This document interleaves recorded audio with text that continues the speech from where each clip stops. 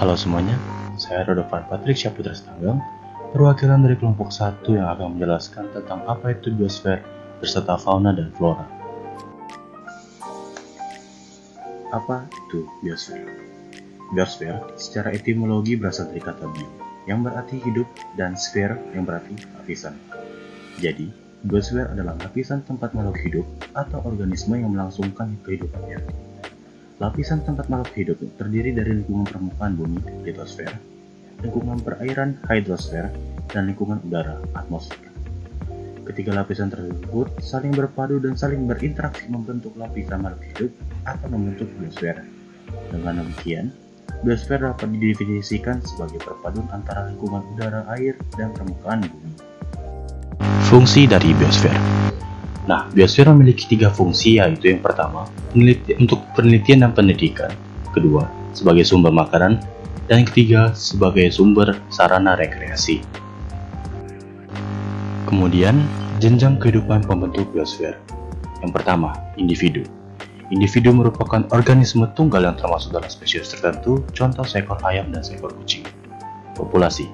Populasi adalah kumpulan individu sejenis yang berkumpul dan hidup pada suatu daerah dan waktu tertentu. Contoh, dari hasil analisis menunjukkan bahwa dugaan populasi burung cenderawasih atau P. apoda adalah sebanyak 28 ekor per hektar. Kemudian, komunitas. Komunitas adalah suatu kumpulan dari berbagai populasi pada suatu kawasan tertentu yang saling berinteraksi dan mempengaruhi satu sama lain. Ada ekosistem. Ekosistem merupakan suatu kumpulan dari komunitas yang berbeda, yang memiliki ciri khas yang berbeda dan memiliki hubungan yang saling mempengaruhi. Komponen penyusun ekosistem adalah produsen atau tumbuhan hijau, konsumen yang termasuk dalam herbivora, karnivora, dan omnivora, dan yang terakhir adalah dekomposer dan pengurai yang disebut mikroorganisme. Kemudian yang terakhir ada biom. Biom adalah beberapa ekosistem yang terdapat pada suatu wilayah geografis dengan iklim dan kondisi yang sama, disebut biom, seperti hutan hujan tropis, padang rumput, dan gurun. Semua biom di bumi dengan berbagai macam dan ragamnya membentuk tingkat tertinggi pendukung kehidupan yang disebut biosfer. Selanjutnya ada cagar biosfer. Cagar biosfer merupakan kawasan yang terdiri dari ekosistem asli, ekosistem unik, dan ekosistem yang telah mengalami degenerasi. Dengan keseluruhan unsur alamnya dilindungi dan dilestarikan untuk kepentingan penelitian serta pendidikan. Biasanya cagar biosfer adalah sebuah kawasan konservasi yang keberadaannya sudah diakui secara internasional sebagai kawasan yang melestarikan keseimbangan hubungan antara manusia dan lingkungan. Berikut adalah daftar cagar biosfer yang berada di Indonesia. Yang pertama, Taman Nasional Betung Krihun, Taman Nasional Bromo Tengger Semeru termasuk Arjuno Welirang.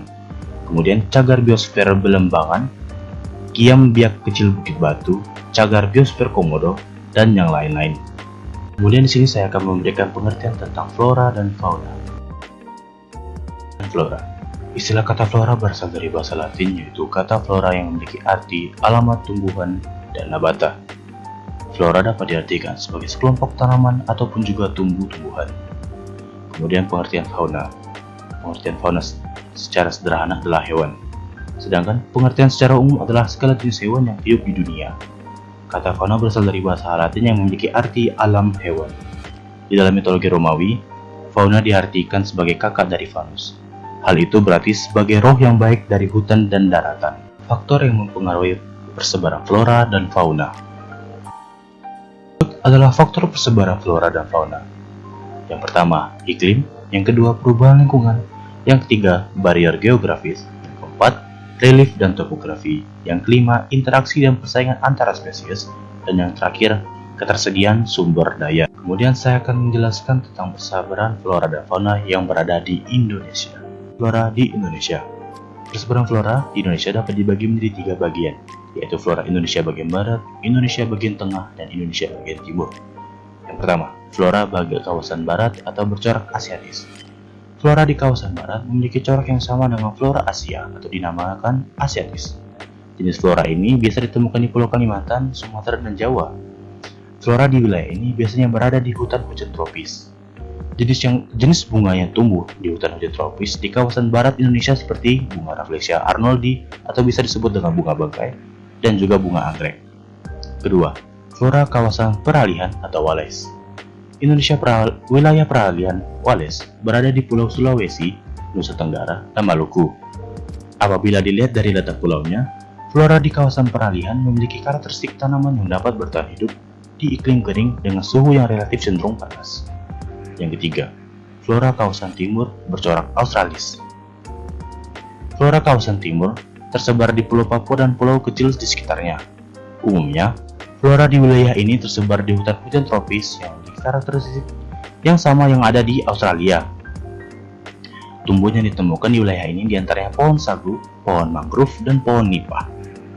Persebaran fauna di Indonesia. Persebaran hewan atau fauna di Indonesia tidak terlepas dari sejarah pembentukan kepulauan Indonesia. Bagian barat, seperti Sumatera, Jawa, dan Kalimantan, memiliki kekerabatan dengan hewan Asia karena pernah menjadi satu daratan.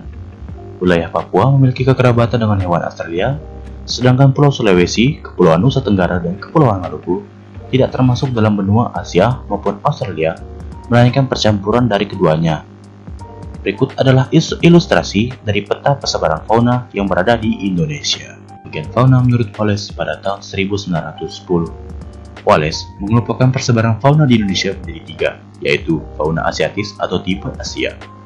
Fauna asiatis memiliki persebaran di Indonesia pada bagian barat dengan batas Selat Makassar dan Selat Lombok. Di wilayah ini terdapat banyak hewan yang menyusui, diantaranya badak dari Sumatera dan Jawa, mawas atau orang hutan dari Sumatera Utara dan Kalimantan, dan kijang dari Jawa, Sumatera, Bali, dan Lombok. Kemudian ada fauna Australis. Fauna Australis berada di wilayah Indonesia Timur, meliputi Papua dan pulau kecil-kecil lainnya. Di daerah ini tidak terdapat jenis kera dan jumlah hewan menyusuinya berukuran kecil dan sedikit. Berikut adalah hewan-hewan tipe Australis. Burung terdiri atas cendrawasih, kasuari, nuri, dan raja udang.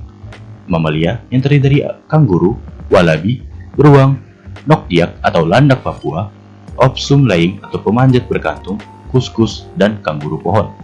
Kemudian ada fauna peralihan. Fauna peralihan menempati wilayah antara Indonesia Barat dan Timur seperti Sulawesi.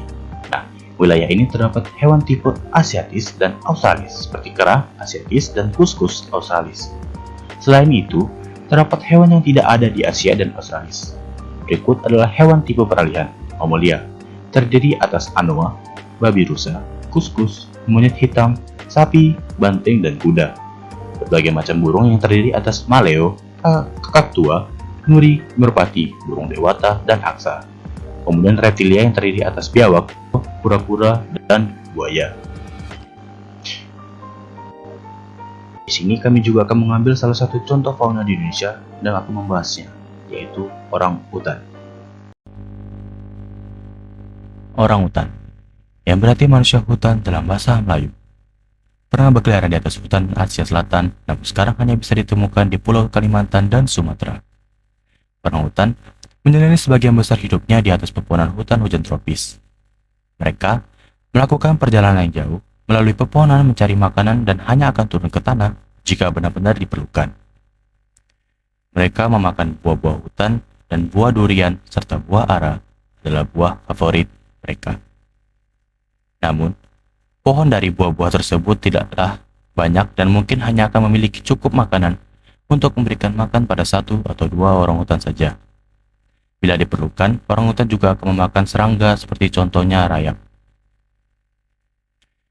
Meskipun anak orang hutan tinggal bersama induknya selama beberapa tahun, kebanyakan orang hutan adalah hewan yang soliter, yang artinya orang hutan tidak hidup berkelompok seperti jenis kera-kera yang lainnya.